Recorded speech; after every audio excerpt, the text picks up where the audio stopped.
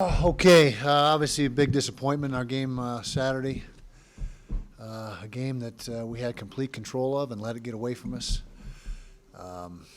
which you can't do that. I mean, once you get control of the football game, you got to maintain it, and we weren't able to do it. If we just found a way to make another play, one more play in the fourth quarter, one stop, a lot of opportunities. As we got out to that 21-0 lead. And I don't believe our guys stopped playing hard. We kept playing hard. We just quit making plays. We didn't make the plays throughout the rest of the game that we were making early. I think our defense wore down a little bit. The first half defense played exceptionally well. I think they had 150 yards throwing the football in the first half, which for them is not very good. And they threw 7 or 8 receivers at us the entire game, and we played with 4 corners. And that's really our depth at corner. We got 4 guys that are ready to play, and I think they wore out a little bit. But that's behind us now. Got to move forward. It's on to UCLA, a top 10 team, big challenge on the road in the Rose Bowl. They're a team that's loaded top to bottom. Virtually every position's got exceptional players. Quarterback's exceptional, Hundley. Just like every other quarterback, it seems like in this conference. But it'll be a big challenge for us, and so we move on. We move forward. Questions? One time you guys got to do that. Just one time. Just let me get to my workout quicker. Hey, Kyle, in watching the film, did you find anything out offensively, maybe why Dres Anderson didn't get a reception, and was it the quarterback play, or what do you think the problem was? Dres was open a few times. One time, the ball was right on the money and couldn't come up with a catch. It was late in the game that obviously would have been huge for us,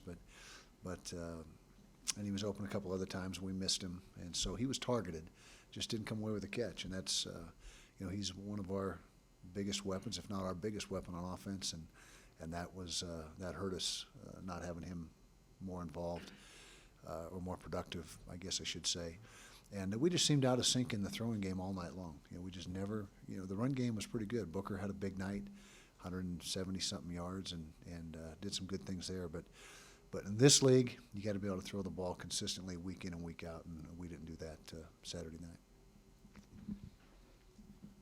Seemed like there wasn't a lot of throws to the middle of the field. Was that by design? Was that sort of the game plan, or was that just an execution thing? Probably just an execution thing. I mean, I don't recall any time in the planning process saying stay away from the middle of the field, so I didn't. And we did run some posts. Those posts to Dres where he was open and the ones he dropped, those are, in our estimation, middle of the field, the post route. But, or in our opinion, I should say.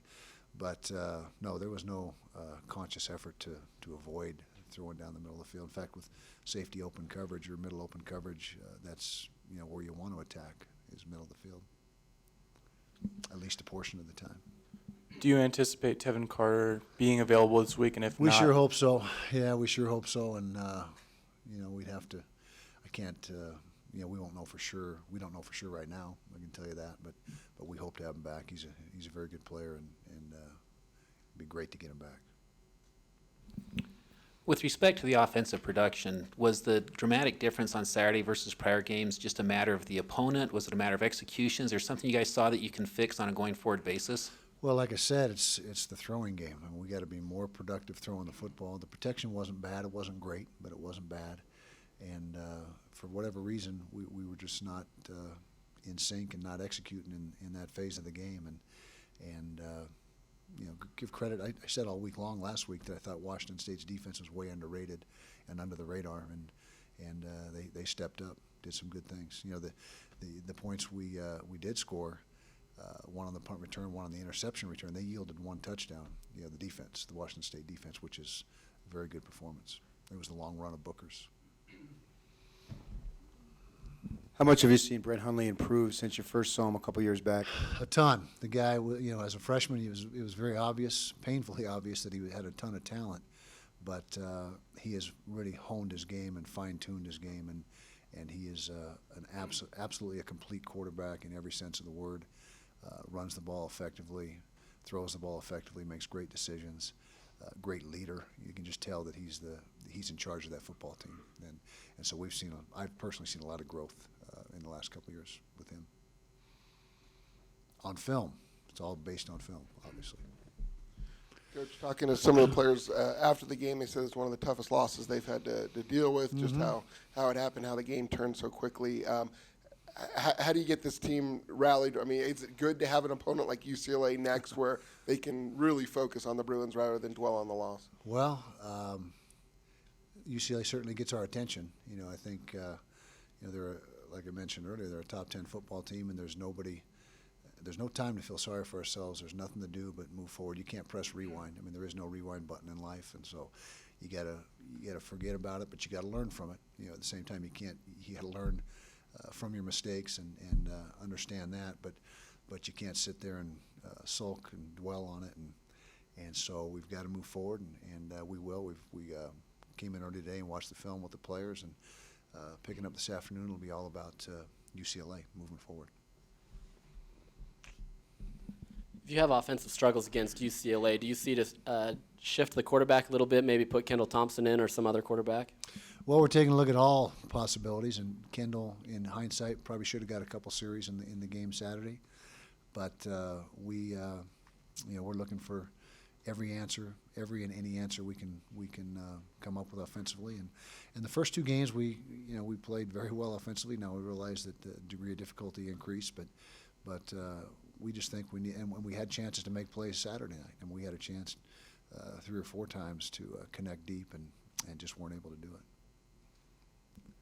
Can you talk about special teams, please, Coach? Yeah, I think we won the special teams battle again, without a doubt. I don't think I know it, and it was not as dramatic of a special teams victory as some of the other games. But Kalen Clay did his thing again, returned his 3rd punt of the season for a touchdown, which makes 4 kicks overall when you combine that with the kickoff return. Andy Phillips just hooked at the first field goal, just missed it wide left by a few feet, and then connected on the next 2, which really helped our cause. Tom Hackett continues to punt well. We're leading the conference in net punting, and I think we're in the top 5 or something like that in the nation. So a lot of good things going on special teams wise, but it didn't prove to be enough on Saturday night. Coach, besides last Saturday, you've had some games in the past, like last year, Arizona State, Stanford, BYU, where you had big leads and lost them. Think it's a matter of lack of killer instinct or conditioning or style? BYU, What do you think? What do you mean BYU? Well, you were ahead by double digits, and then they kind won of caught the up game. toward the end. Yeah, well, we've caught up to people too. I think it goes both ways. I think if you look at college football, every single week that happens. I don't think it's unique to us, and it doesn't happen to us frequently, in my opinion. And you'd hope it would never happen, but that's not going to be the case. But I think Saturday night, certainly it was a case of having somebody down and not knocking them out completely. You got to face a cornerback, Ishmael Adams, who had 2 different returns for touchdowns. And can you talk a little bit about sort of his explosiveness and UCLA's penchant for kind of doing some of those explosive things? Yeah, very dangerous player, return man in the special teams aspect, and just a tremendous player. And like I said, UCLA's got players like that across the board. I mean, they've got a ton of talent. And he's certainly one of the guys that has been a playmaker for him this year, but there's many others. I mean, there's the Miles Jack kid at linebacker is phenomenal. They got down guys on defense that are excellent, the front guys, and so there really is there's no weakness on their football team. That's why they're a top 10 team, I would guess. Is it still a 1A, 1B situation at running back? No, Devontae Booker's our guy, and Bubba Poole's the backup. After what's gone down in the first 4 games, it's become apparent that Devontae has been the most productive, and he will be the starter, and Bubba will be number 2.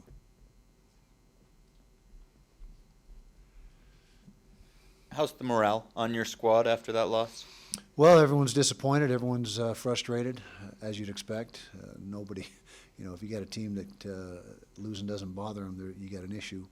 And so, but like I said, as soon as we get them back today, this afternoon, we got to put it behind us and move forward. And that's the nature of the business. You can't dwell on a loss for days and days, or you can't play backwards. You got to play forward, as Jerry Sloan would say. And that's what we plan on doing. And I think our guys are resilient, both the players and the coaching staff, and that's what we have to be in this case. So what do you do as a coach and as a coaching staff to keep from Washington State beating you guys twice?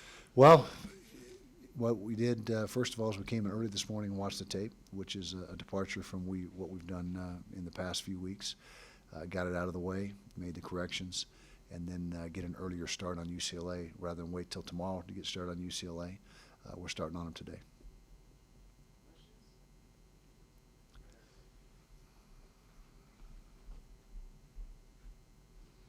Is there a big difference in UCLA from the first 3 games? Obviously, like the floodgates opened against Arizona State.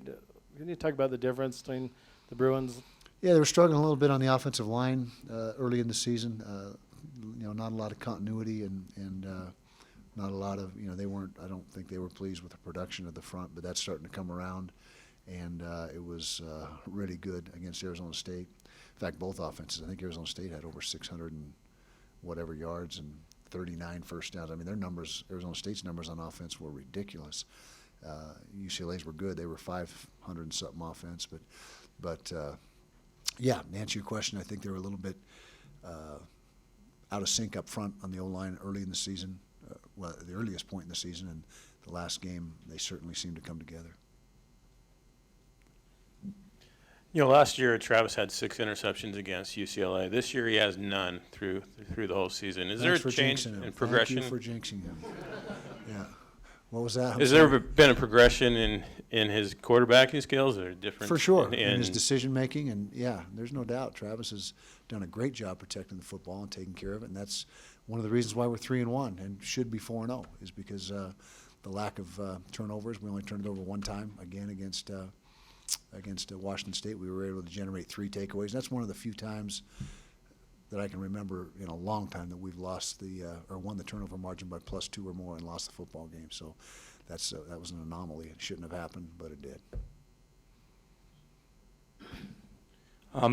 What would you make of the offensive line performance? Obviously, some decent stuff in the run, but overall? Yeah, not bad overall. I wouldn't give them an A+, but I'd say in the run game we had a lot of good production. Devontae Booker, as we mentioned, had a big night, and he was really the guy that got the vast majority of the carries and piled up the yards. The pass protection was just okay, not great. Travis could have used a little bit more time in several instances, but the credit Washington State. They did a nice job with their blitz package and got after him pretty good at times.